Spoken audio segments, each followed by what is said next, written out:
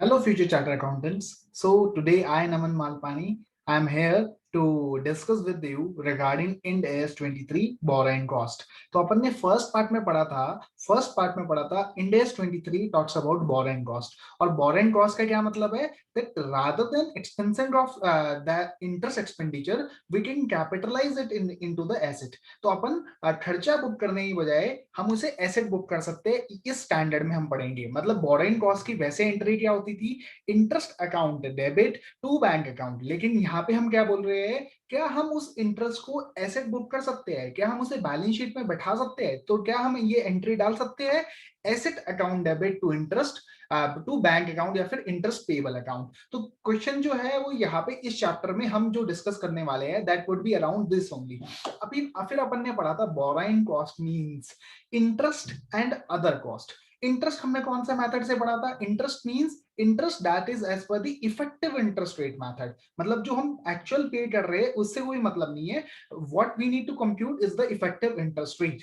ठीक है, तो borrowing cost means interest and other cost। other cost में हमने पढ़ा था exchange differences arising from foreign currency borrowing। Difference का पर्टिकुलरली मतलब क्या है, यहाँ पे लॉस, सिर्फ लॉस कवर होगा, गेन कवर नहीं होगा। यहाँ पे गेन तभी कवर होगा जब पहले लॉस हुआ था और बाद में गेन हुआ था। अभी मैं आपको समझाऊंगा। तो देखो, सबसे पहले अपन ने पढ़ा borrowing cost means interest and other cost। interest should be as per the effective interest rate method। other cost means the exchange difference। difference means loss only। पहले लॉस होना चाहिए, बाद में गेन आए तो फिर अपन उसे बोरिंग कॉस्ट भी कंसिडर करते हैं। देखो, कॉस्ट क्या होता है, खर्चा। खर्चा मींस आपको कोई नुकसान हुआ है, ठीक है, तो exchange loss is only covered within the ambit of the standard. लेकिन एक्सचेंज गेन भी कवर हो जाता है जब पहले आपको एक्सचेंज लॉस हुआ था और बाद में आपको एक्सचेंज गेन हुआ है। मतलब अगर आपको सबसे पहले ही एक्सचेंज गेन हो गया तो you are not covered within Ind AS 23। तो अभी अपन चलते हैं। अभी अपन का जो मुद्दा होगा वो that would be around the exchange differences only. तो अपन ने पढ़ा borrowing cost means interest and other cost which is incurred for the acquisition construction production किसका, of a qualifying asset। तो हमने क्या पढ़ा, borrowing cost means interest and other cost. Other cost में हमने एक्सचेंज डिफरेंसेस पढ़े, अभी अपन उसे समझने जा रहे हैं एक्सचेंज डिफरेंसेस का क्या मतलब है। लेट सपोज आपको 40,000 रुपए चाहिए थे, ठीक है, और उस दिन जो एक्सचेंज रेट थी वो 40 रुपए थी, तो इसका मतलब आपको $1,000 चाहिए थे। तो आपने क्या किया, आप विदेश में गए और आपने बोला, विदेश में जॉन भाई साहब थे अपने, आपने जॉन भाई साहब से बोला, जॉन भाई साहब आप मुझे $1,000 दीजिए ना, मैं आपको मतलब बाद में इसे रिटर्न कर दूंगा, लोन दे दीजिए आप मुझे। तो जॉन भाई साहब ने बोला कि हमारे यहाँ पे ब्याज जो है वो 4% लगता है। तो जॉन भाई साहब ने अपन को 4% इंटरेस्ट रेट पे दे दिया, ठीक है। अब पता चला जब मेरा ईयर एंड आया तो मेरी 50 रुपए हो गई एक्सचेंज रेट, ठीक है, और अपन मान लेते हैं कि जो इंटरेस्ट जो पेबल है वो that is payable yearly only, ठीक है। तो अब देखो, सबसे पहले जॉन भाई साहब से अपन ने $1,000 लिए एट द रेट ऑफ ₹40, और ईयर एंड पे आके हमें जो एक्सचेंज रेट हो गई वो 50 रुपए हो गई। तो मतलब आज की डेट में अगर हमें जॉन भाई साहब को $1,000 देने हैं तो हमें $1,000 देने के हिसाब से 50 रुपए के हिसाब से 50,000 रुपए देने हैं। तो इसका मतलब हमें मिले 40,000 थे, लेकिन हमें देने कितने हैं, 50,000 देने हैं। तो जॉन भाई साहब से हमने $1,000 लिए थे और उस दिन जो एक्सचेंज रेट थी वो 40 रुपए थी, तो मतलब हमने 40,000 रुपए लिए थे। लेकिन अगर आज की डेट में मतलब रिपोर्टिंग डेट पे अगर मैं उस लोन को रीपे करता हूं तो आई हैव टू पे 50,000 रुपीज। तो मुझे एक तरीके से देखे तो 10,000 का एक्सचेंज लॉस हुआ है। 10,000 मुझे ज्यादा देने पड़ रहे हैं ड्यू टू एक्सचेंज डिफरेंसेस, ठीक है। तो आपको ये समझना पड़ेगा that I need to pay 10,000 more so only because I have incurred the exchange loss. तो क्या मैं इस एक्सचेंज लॉस को कैपिटलाइज कर सकता हूं? द क्वेश्चन इज दिस, हमें ये समझना है। तो हमने 40,000 रुपए मिले थे, लेकिन हमें बैलेंस शीट डेट पे हमें इस लोन के लिए 50,000 रुपए देने हैं। तो क्या मैं इस 10,000 रुपए के एक्सचेंज लॉस को क्या मैं कैपिटलाइज कर सकता हूं? इस सवाल का जवाब हम ढूंढने जा रहे हैं। तो हाँ, मैं कैपिटलाइज कर सकता हूं, लेकिन किस एक्सटेंट के कर सकता हूं। मान लो मुझे चाहिए थे 40,000, जिस दिन मैंने अमाउंट बोरो किया था मुझे चाहिए थे 40,000 रुपए, ठीक है। अब उस दिन जो भारत में इंटरेस्ट रेट थी वो थी 12%। तो हम आप सोचो, मैंने विदेश से किस लिए पैसा बोरो किया होगा, मैंने फॉरेन से पैसा इसलिए विड्रॉ किया होगा ताकि मुझे इंडिया से कम इंटरेस्ट रेट लगे। तो इंडिया में कितनी एक्सचेंज रेट लगती मेरी, इंडिया में अगर मैं देखूं आपको तो सिंपल बताऊं, तो इंडिया में जो मेरी एक्सचेंज रेट है, तो अगर आप देख पा रहे हो, तो इंडिया में जो हमारे हमारे को एक्सचेंज मतलब क्या बोलते हैं इंटरेस्ट पेबल था, वो कितना था, हमें 4800 रुपीज देने पड़ते। लेकिन हमने क्या सोचा, हम डॉलर्स में बोरोइंग करेंगे 1000 इंटू 4%, तो हम इतनी बोरोइंग करेंगे तो हमें $40 देने पड़ेंगे। ठीक है, $40 को लेट सपोज, मैंने बोला ना आपको इंटरेस्ट इज पेबल एनुअली, तो लेट सपोज ईयर एंड पे जो एक्सचेंज रेट है वो मेरी 50 रुपीज है, तो मुझे कितना इंटरेस्ट पेबल था इन INR, 2000 रुपीज। तो एक तरीके से देखो तो मैंने फॉरेन से बोरो करके इफेक्टिवली मैंने 2800 मैंने सेव कर लिया। देखो इसे मैं सिंपल टर्म्स में समझाता हूं आपको। देखो अगर फॉरेन से आप बोरो करते, फॉरेन से अगर आपने क्या किया, $1 में बोरोइंग करी, ₹1 में बोरोइंग करी, अगर आप रुपीज में बोरोइंग करते तो आपका जो कॉस्ट होता पर एनम, वो आपका होता 4800 रुपीज, राइट है ना। तो 40,000 इंटू 12%। लेकिन आपने क्या किया, फॉरेन से बोरोइंग करी, और मैंने आपको बताया कि जो इसका इंटरेस्ट होगा वो ईयर एंड पे होगा। ईयर एंड पे होगा मतलब ईयर एंड की जो एक्सचेंज रेट है वो उस हिसाब से ही मेरा खर्चा बुक होगा। तो 1000 पे मुझे 4% का इंटरेस्ट रेट देना है, और ईयर एंड पे जो मेरी एक्सचेंज रेट है वो 50 रुपीज है। तो इफेक्टिव बोलूं तो मुझे 2000 रुपीज का मैंने इंटरेस्ट कॉस्ट है। ठीक है, this is my interest cost. ये अपन ने क्या पढ़ा, बोरिंग कॉस्ट क्या होती है, दो चीजें होती है, एक होती है इंटरेस्ट कॉस्ट और सेकंड होती है अदर कॉस्ट। अब अपन को ढूंढना है अदर कॉस्ट कितनी है। तो अगर मैं देखूं, अब आपको जो एक्सचेंज लॉस हुआ है, कितने रुपए का लॉस हुआ है, आपने 1000 रुपए की बोरिंग करी थी, और 1000 रुपए की बोरिंग जब करी थी तो उस दिन एक्सचेंज रेट था 40 रुपए, आज की डेट में हो गया 50 रुपए। तो आपको एक्सचेंज लॉस हुआ है, आपको जो एक्सचेंज लॉस हुआ है वो आपको हुआ है 10 रुपीज का ऑन $1000 इंटू $1000। तो अब देखो अदर कॉस्ट कितना बन सकता है, अदर कॉस्ट मैक्सिमम बन सकता है कितना, other cost will be the lower of minimum. हमने मिनिमम फंक्शन यूज किया, हमने बोला जितना एक्सचेंज लॉस है या तो उसका, या फिर जो डिफरेंस होता मतलब INR का जितनी इंटरेस्ट कॉस्ट आती माइनस जो अभी इंटरेस्ट कॉस्ट है, तो इन दोनों में से जो लोअर होगा that will form part of my other cost. मतलब सिंपल शब्दों में बोलूं तो अदर कॉस्ट जो हो सकती है वो मैक्सिमम हमारा उतना अमाउंट हो सकती है, मतलब इंटरेस्ट प्लस अदर कॉस्ट उतना ही हो सकता है जितना मुझे INR बोरोइंग्स में लेना था। ठीक है, तो मतलब ये मेरा टोटल बोरोइंग कॉस्ट हो सकता है, that is eligible for capitalisation, eligible for capitalisation. तो अभी अपन ने समझा, बहुत सिंपल शब्दों में समझा, क्या समझा कि अगर मान लो मुझे एक्सचेंज लॉस हो रहा है, एक्सचेंज लॉस किसके ऊपर होगा, प्रिंसिपल के ऊपर, क्योंकि जो इंटरेस्ट होगा वो तो क्लोजिंग एक्सचेंज रेट के ऊपर ही वैल्यू होगा। ठीक है, तो हमारा जो हमें प्रिंसिपल लॉस हो रहा है, प्रिंसिपल के ऊपर जो एक्सचेंज लॉस हो रहा है, तो क्या हम उसे कैपिटलाइज कर सकते हैं एज ए इंटरेस्ट कॉस्ट। तो इसके लिए हमारे पास जवाब आया हाँ हम कर सकते हैं, लेकिन कितने एक्सटेंडेड कर सकते हैं, we can capitalise to the lower of actual exchange loss, या फिर हम क्या कर सकते हैं, जितना हमारे को एक्चुअल में एक्सचेंज लॉस हुआ है, या फिर हमारा क्या बोलते हैं जो इंटरेस्ट कॉस्ट होता अगर हम INR में बोरो करते और जो अभी है, इन दोनों का डिफरेंस ले लो, इन दोनों का डिफरेंस ले लो, तो इतनी ही बोरोइंग कॉस्ट है। Minimum of we can say कितना अदर कॉस्ट हो सकता है, minimum of actual exchange loss और the difference between the INR borrowing cost and the USD borrowing cost. तो इन दोनों का डिफरेंस ले लो, that is treated as other cost. इसे हम बोलेंगे borrowing cost that is eligible for capitalisation. तो ये अब हमारा सबसे पहला पार्ट होता है। तो अभी हम देखो, अभी हम चलते जर्नल एंट्रीज की तरफ। तो देखो अभी हमारा ईयर एंड पे हमने सबसे पहले, हमें सबसे 1 अप्रैल को लोन मिला, तो bank account debit to loan 40,000। फिर हमने क्या किया, इंटरेस्ट पेबल की रिकॉर्डिंग करी ईयर एंड पे। अभी हम बोरोइंग कॉस्ट में क्या एंट्री डालेंगे, हमेशा एसेट बुक करेंगे, खर्चा ना बुक करके हम हमेशा एसेट बुक करेंगे। कितने रुपए से हम एसेट बुक करेंगे, जितने का इंटरेस्ट एक्सपेंडिचर है, हमें $40 देने हैं, 1000 इंटू 4%, जो अभी हमने यहाँ पे कंप्यूटेशन करी थी ना, 1000 इंटू 4%, ये हमारा एक्चुअल में इंटरेस्ट रेट है। तो ये $40, ठीक है, at the exchange rate of 50, तो हमने 2000 का खर्चा बुक कर लिया। फिर हमें एक्सचेंज लॉस हुआ on loan of around 10,000 rupees, जो कि अपन ने निकाला था 1000 इंटू 50 माइनस 40, ठीक है। अब हमें देखना है इसमें से हम कितना कैपिटलाइज कर सकते हैं एज अ बोरोइंग कॉस्ट। तो अब हम क्या एंट्री डालेंगे, asset account debit to exchange loss. तो हम इसमें से कितना कैपिटलाइज कर सकते हैं, तो हमने जो कंपटीशन करी थी दैट कम्स टू 2800। तो हम एक्सचेंज लॉस में से सिर्फ 2800 ही कैपिटलाइज कर सकते हैं। तो इसकी कंपटीशन हमने कैसे करी थी, हमने देखा आईएनआर में अगर हम लोन लेते तो क्या एंट्रीज होती, हमारा इंटरेस्ट पेबल जो होता दैट वुड हैव बीन 4800। और अभी जो हमने एसेट को कैपिटलाइज किया that is only of 2000, so we can additionally capitalise only 2800। So 2800 will be treated as an adjustment to the borrowing cost। ठीक है, और हम इसे क्या मानेंगे, इसे हम सिमिलर मानेंगे एज क्या बोलते हैं बोरोइंग कॉस्ट ओनली।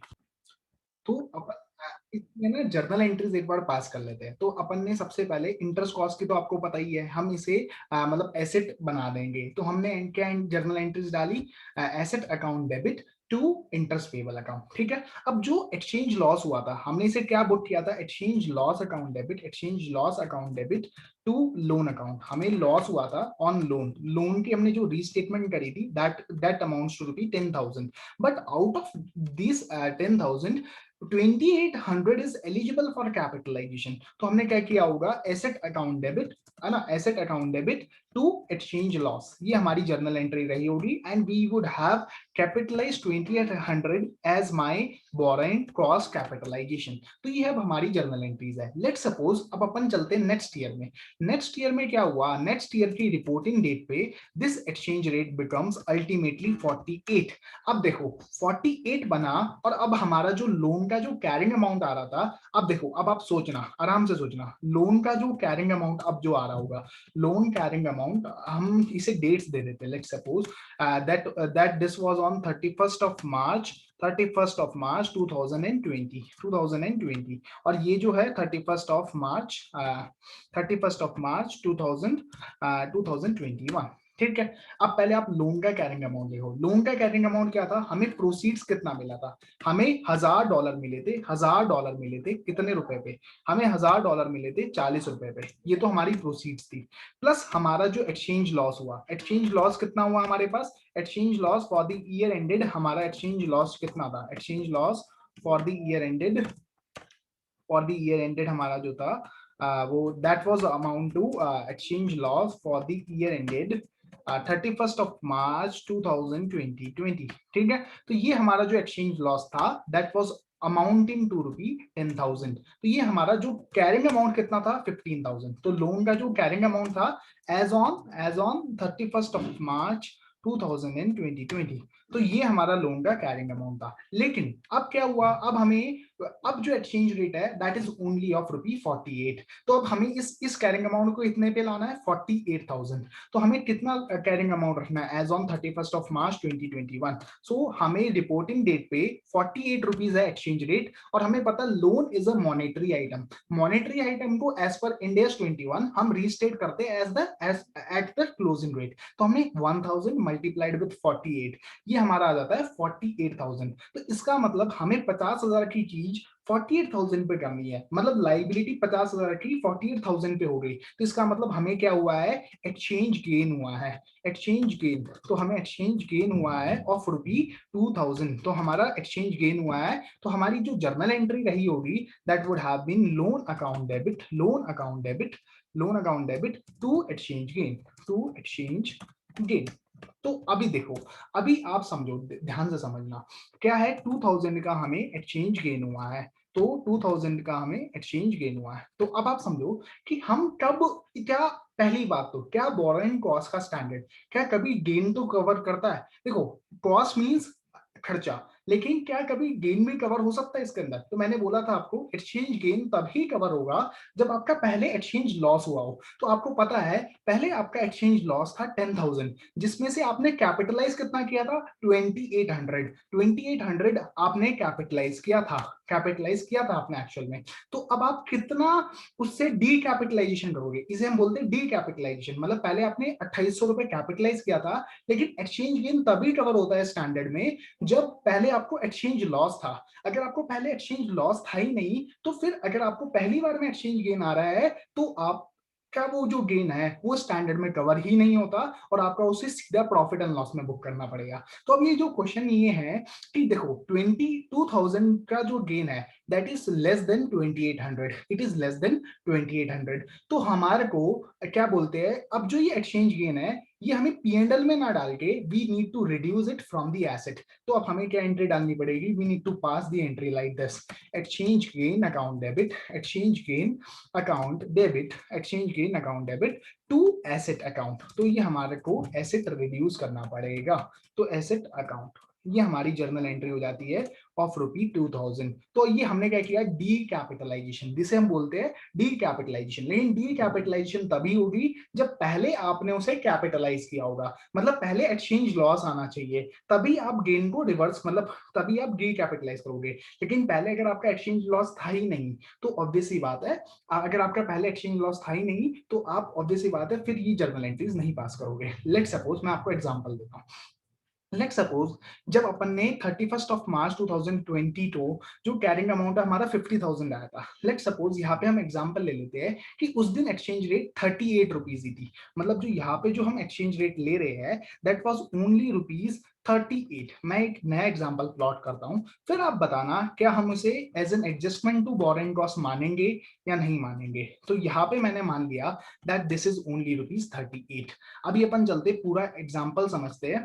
तो अब देखो कितनी होनी चाहिए थी बोरोइंग कॉस्ट, अगर मैं आईएनआर में बोरो करता तो 40,000 मल्टीप्लाइड विद 12%। अब लेकिन हुई कितनी मेरे पास, तो मैंने बोला 1,000 multiplied with my interest rate, this interest rate is effective interest rate, ठीक है। और मैंने क्या किया, जो रिपोर्टिंग डेट पे एक्सचेंज रेट है दैट इज ₹38, मैंने इसे रीस्टेट कर दिया तो 1520। तो देखो मैंने क्या किया, this is my actual interest, actual interest expenditure कितना है मेरा, actual interest expenditure is my 1520। मेरा ये 1520 है, this is my actual interest expenditure, this is my actual interest expenditure. तो अगर आप देख पा रहे हो तो this is my actual interest expenditure. अब आप समझो कि मुझे लोन में क्या हुआ होगा, लोन का जो अमाउंट था दैट वाज कमिंग एट 40,000, ठीक है, इट वाज कमिंग एट 40,000। अब लेकिन मुझे लास्ट में कितना कैरिंग अमाउंट रखना है, it should be only 38 into $1,000 because this is a monetary item and we need to restate it. तो इसका मतलब क्या हुआ, हमारे तो पहली बारी में ही एक्सचेंज गेन हुआ, एक्सचेंज गेन, एक्सचेंज गेन है ना। तो एक्सचेंज गेन कितने का हुआ, ₹2,000 का। तो जर्नल एंट्री क्या हुई, हमने लोन को रिड्यूस कर दिया। क्या जर्नल एंट्री हुई, journal entry would be loan account debit, loan account debit to exchange gain, to exchange gain. तो ये हमारी एंट्री हुई ऑफ अमाउंट इनटू ₹2,000, 2,000 की हमारी जर्नल एंट्री हुई, loan account debit to exchange gain. तो अब क्या क्वेश्चन आता है, क्या मैं इस एक्सचेंज गेन को, क्या मैं आपके इंटरेस्ट एक्सपेंस से नॉक ऑफ कर सकता हूं, मतलब क्या मैं इसे डी कैपिटलाइज कर सकता हूं। देखो इस इंटरेस्ट एक्सपेंस की क्या एंट्री हुई होगी, इसकी एंट्री हुई होगी एसेट अकाउंट डेबिट, क्योंकि अभी हम क्या पढ़ रहे हैं, बोरोइंग कॉस्ट का स्टैंडर्ड। तो हमने इसे क्या बनाया होगा, asset, asset account debit to interest payable, to interest payable,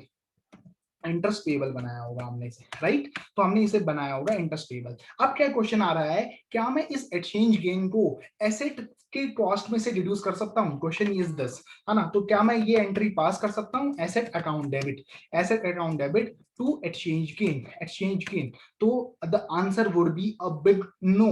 क्यों, क्योंकि हम कैपिटलाइजेशन उसी चीज की, मतलब मैं क्या ये एंट्री पास कर सकता हूँ, सॉरी मैंने गलत एंट्री डाल दी, this should be exchange gain account debit to asset account, to asset account, ठीक है। मैं एसेट को कम कर रहा हूं अभी, मैं कितने से क्या ये एंट्री डाल सकता हूं, ऑब्वियस सी बात है जवाब आएगा अ बिग नो।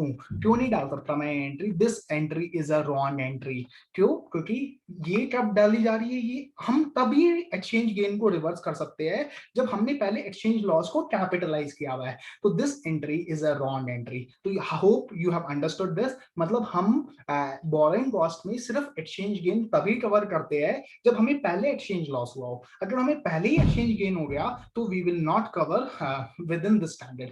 मतलब पहले लॉस होना चाहिए फिर हमें गेन हुआ तो हमारा कवर होगा, ठीक है। तो एग्जांपल लेते हैं अपन, अपन को पहले लॉस हुआ फिर गेन हुआ तो that is covered within the standard. पहले गेन हुआ फिर लॉस हुआ तो और फिर वापस गेन हुआ, तो जब लॉस के बाद गेन हुआ तो फिर कवर होगा, लेकिन गेन के बाद जो लॉस हुआ उसमें कवर नहीं होगा। मतलब फंडा ये है कि अगर आपने कोई चीज कैपिटलाइज करी होगी ना तभी तो आप उसे डी कैपिटलाइज कर सकते हो। अगर आपने उसमें कैपिटलाइजेशन करी नहीं तो आप डी कैपिटलाइज कैसे कर सकते हो। तो ऑब्वियस सी बात है ये पॉइंट है ना।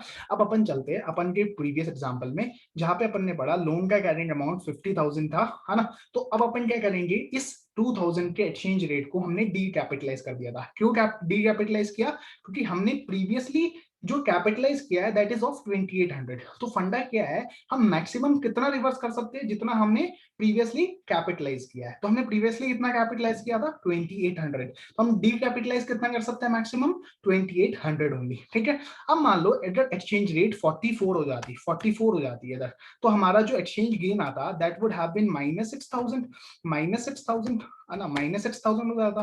तो loan account debit entry would be with 6000 only, 6000 से एंट्री हो जाती। तो क्या मैं 6000 से एसेट को डीकैपिटलाइज कर सकता था? The answer would be a big no. क्यों? क्योंकि मैं डीकैपिटलाइज तो उतना ही कर सकता हूं ना जितना मैंने कैपिटलाइज किया था। मैंने कैपिटलाइज कितना किया था? ओनली 2800। तो मैं डीकैपिटलाइज कितने से कर सकता हूं? Only with maximum of 2800। 2800 कहां से आया था फिगर, अगर आपको याद हो तो हमारा देखो इंटरेस्ट कॉस्ट थी 2000, अदर कॉस्ट हमने क्या पढ़ा, other cost means foreign exchange loss हुआ जो हमें, ठीक है। लेकिन हमने ये कैसे निकाला था, it should be the minimum of actual foreign exchange loss. Actual foreign exchange loss कितना है 10,000, क्योंकि हमारा 50 माइनस 40 मल्टीप्लाइड विद 1000 आया था, आपको अगर याद हो, ठीक है। और जो हमारा ये क्या है, difference between the INR cost and the dollars cost, ठीक है। तो अगर मैं भारत में बोरिंग करता तो 4800 रुपए पड़ता, फॉरेन से बोरिंग करा तो 2000 रुपए, तो इन दोनों का डिफरेंस कितना हुआ 2800 रुपए, या फिर एक्चुअल एक्सचेंज लॉस, ठीक है, दैट इज 10,000 रुपीज। तो I can capitalize only minimum of that, ठीक है। तो मैं कितना कैपिटलाइज करता हूं, only the minimum of actual exchange loss or the difference between the cost that would have been if I would have borrowed in INR rather than in the USD। ये फंडा है। तो अगर मैं इसे सिंपल टर्म्स में आपको बोलूं तो देखो, when there is an unrealized exchange loss and which is treated as an adjustment to the interest, जिसे हमने क्या माना है, as an adjustment to the interest, and subsequently there is a realized or the unrealized gain। अब हमें क्या हो रहा है, बाद में गेन हो रहा है, पहले लॉस होना चाहिए, ठीक है, in respect of the settlement और ट्रांसलेशन, ठीक है, in respect of the settlement और translation of the same borrowing, gain to the extent of the loss previously recognized as an adjustment should also be recognized as an adjustment to the interest। तो मतलब हम maximum कितना डीकैपिटलाइज कर सकते हैं, जितना हमने कैपिटलाइज किया है। तो मतलब 2800 रुपए ही मैक्सिमम हम डीकैपिटलाइज कर सकते हैं। अब अपन चलते हैं, अभी देखो, अभी हमने जो पढ़ा था दोनों एग्जांपल में, हमने क्या पढ़ा, अनरियलाइज गेन पढ़ा, क्योंकि अभी ये बोरोइंग क्या है, सेटल नहीं हुई थी। अभी ये बोरोइंग जो थी वो सेटल नहीं हुई थी, मतलब इसकी रीपेमेंट नहीं हुई थी। लेकिन अब हम एग्जांपल में थोड़ा सा ट्विस्ट डालने वाले हैं, और हम यहाँ पे अब हम क्या डालेंगे वो मैं बताता हूँ आपको 2 मिनट में। अब जो अपन एग्जाम्पल करने जा रहे हैं वो बहुत इंपॉर्टेंट है। इसमें क्या हुआ, मैंने $1000 लिए थे, फिर मैंने क्या किया, 31 मार्च आया, लेकिन 31 मार्च से जैसे ही आया अगला दिन, वो आया 1 अप्रैल 2020, मैंने $600 रीपे कर दिए एट द रेट ऑफ 50 रुपए। मतलब इसमें कोई चेंज नहीं हुआ डॉलर रेट में, ठीक है। तो अभी हमने क्या पढ़ा, पहले अनरियलाइज एक्सचेंज लॉस था, और अब क्या आया, रियलाइज, इसे हम बोलेंगे रियलाइज गेन। ये क्या हुआ, मतलब गेन तो नहीं हुआ यहाँ पे, ऑब्वियस ही बात है, 50 रुपए की चीज आपने 50 रुपए में ही दे दी, ठीक है, तो आपको कुछ भी नहीं हुआ, ठीक है। अब लेकिन आपके ईयर एंड पे $400 की बोरिंग बची हुई थी, $400 की बोरिंग बची हुई थी। तो अगर मैं आपको एग्जांपल दूं तो देखो, सबसे पहले जो लोन का कैरिंग अमाउंट आ रहा था, लोन का कितना अमाउंट आ रहा था, लोन का अमाउंट जो आ रहा था that was coming at 50 multiplied with 1000, right. Loan amount इतना आ रहा था। अब हमने लोन को रीपे कर दिया, तो हमने क्या एंट्री डाली होगी, लोन अकाउंट डेबिट, क्योंकि लाइबिलिटी को जब हम रीपे करते हैं तो हम एंट्री क्या करते हैं, डेबिट करते हैं लाइबिलिटी को। तो हमने $600 रीपे कर दिए, 600 into 50 to bank account, right. मैंने कितने से एंट्री डाली, 30,000 से।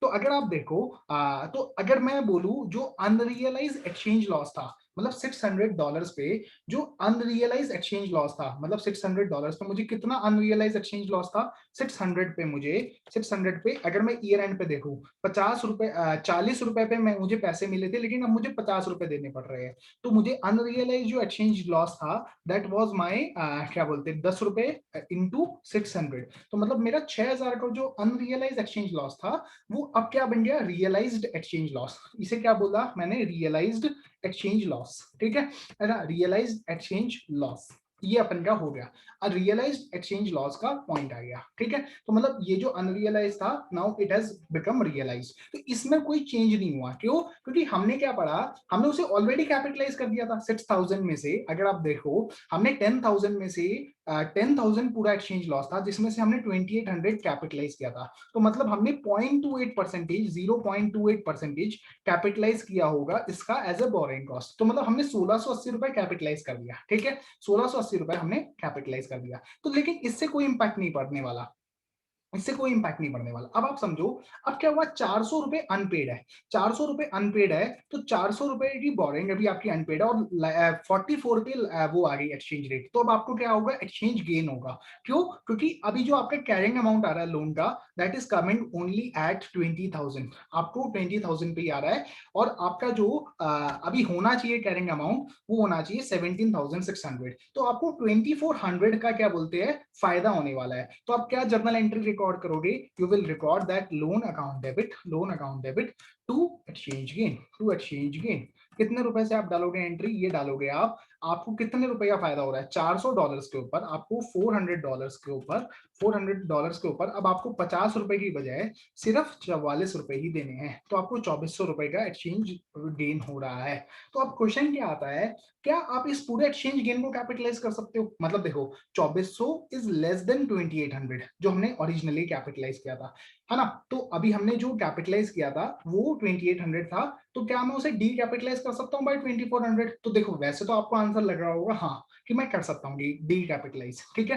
लेकिन आप दिमाग से सोचना, ध्यान से सोचना, ये जो 2800 रुपए जो गेन था, वो कितने डॉलर्स के ऊपर गेन था? मुझे $1000 के ऊपर गेन था, ठीक है। और जो ये जो गेन है, ये कितने डॉलर्स के ऊपर है? मुझे $400 के ऊपर है, सिर्फ $400 के ऊपर मुझे 2400 रुपए का गेन हुआ है, ठीक है। तो अगर मैं देखूं per unit gain, per unit कितना था डिवाइड विद दिस, तो मुझे 2.80 ही गेन हुआ था, मतलब जो मैंने कैपिटलाइज किया है ना। ऑब्वियसली बात है, मैंने सिर्फ 2.80 ही गेन था जो कैपिटलाइज किया है पर यूनिट। तो ऑब्वियसली बात है, जो मैं डी कैपिटलाइज कर सकता हूं, that would B maximum of, अब यहाँ पे जो मुझे गेन हो रहा है, इट इज ऑफ $6। अगर आप देखो 50 से 44 हो गया, तो आपको $6, ₹6 का फायदा हुआ ना, तो ₹6 का। लेकिन you can what you can decapitalize is the minimum of 2.8 और 6। तो अगर मैं आपको सिंपल फॉर्मूला बोलूं, तो अब अगर आपका, मैं इस फॉर्मूले को ही थोड़ा सा चेंज कर देता हूं, जहां पे हमने पढ़ा था ना minimum of exchange loss, exchange loss को मैं क्या बोलता हूं, एक्सचेंज लॉस, है ना, मिनिमम ऑफ एक्सचेंज लॉस और difference between the INR borrowing and the dollar borrowing, ठीक है। Minimum of the INR borrowing minus the dollar borrowing, इसे हमें डिवाइड करना पड़ेगा, इसे हमें डिवाइड करना पड़ेगा विद दी ओरिजिनल बोरोइंग, ठीक है, $1000 मल्टीप्लाइड विद 1000 जो कि आउटस्टैंडिंग थी। तो इतना ही मैं कैपिटलाइज कर सकता हूँ, ठीक है। और जब मैं डी कैपिटलाइजेशन की बात करूंगा, तो यहाँ पे जो मैं मैक्सिमम डी कैपिटलाइज कर सकता हूँ, तो यही फॉर्मूला मैंने कैरी फॉरवर्ड किया। मतलब आप मिनिमम कितना डी कैपिटलाइज कर सकते हो, आप मिनिमम ऑफ दिस। अब आउटस्टैंडिंग जो बोलेंगे आपकी, वो सिर्फ 400 ही है, तो आप मिनिमम सिर्फ 1120 रुपए ही डी कैपिटलाइज कर सकते हो। मतलब पूरे 2400 रुपए नहीं, आप सिर्फ 1120 ही डी कैपिटलाइज कर सकते हो। तो एंट्री होगी loan account debit, loan account debit to to exchange gain. ये मेरी एंट्री होगी विद ओनली 1120 रुपीज। इसका डेरिवेशन कैसे हुआ, 2.8 हमने पहले कैपिटलाइज किया था, मल्टीप्लाइड विद 400, तो ये 1120 रुपए आता है। तो हम मैक्सिमम, मतलब हमें पर डॉलर रेट निकालना पड़ेगा, ठीक है। तो इस फॉर्मूले में थोड़ा सा मॉडिफिकेशन क्या होगा, ये होगा minimum of the total exchange loss, या फिर जो हमारा आईएनआर और डॉलर बोरोइंग का फर्क है, इन दोनों का डिफरेंस ले लो, multiplied with the total borrowing, divide with the total borrowing, multiplied with the borrowing that is outstanding as on date. तो अगर हमारे पास अगर आउटस्टैंडिंग एज ऑन डेट सिर्फ $400 है, तो मैं जो डी कैपिटलाइज कर सकता हूँ दैट वुड बी ओनली 400, मतलब अगर मैं मल्टीप्लाइड विद 400 करता हूँ यहाँ पे, तो मेरी मैक्सिमम जो डी कैपिटलाइजेशन होगी दैट वुड बी ओनली 11,020। तो अगर मैं सिंपल शब्दों में समझाना चाहूँ आपको, इंटरेस्ट कॉस्ट हो गया, अदर कॉस्ट हो गया। अदर कॉस्ट को आप हमेशा पर यूनिट रेट में निकालो, पर यूनिट में, जैसे 2.8 है, तो अब आपके पास $400 आउटस्टैंडिंग है, $400, तो आप कितना मैक्सिमम डीकैपिटलाइज कर सकते हो, 400 मल्टीप्लाइड विद 400, ठीक है। तो आप इतना ही डीकैपिटलाइज कर सकते हो। तो ये हमारा एक्सचेंज लॉस का डिस्कशन ऑलमोस्ट कंप्लीट हो जाता है।